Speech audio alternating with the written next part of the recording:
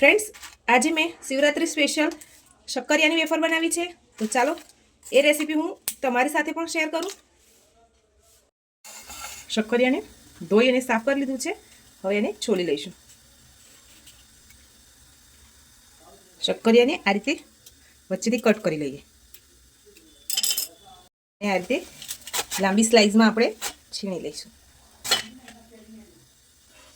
તેલ પણ સાઈડમાં મૂકી દીધું છે. સરસ ગરમ થઈ ગયું છે. એકદમ ઉકળતા તેલમાં આપણે શક્કરિયાની વેફરને ઉમેરી દઈશું.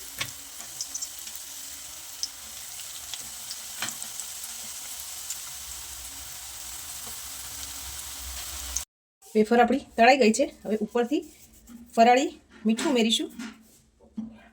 કાળા મરીનો પાવડર ઉમેરી દઈએ. હવે બધું સરસ મિક્સ કરી લઈશું.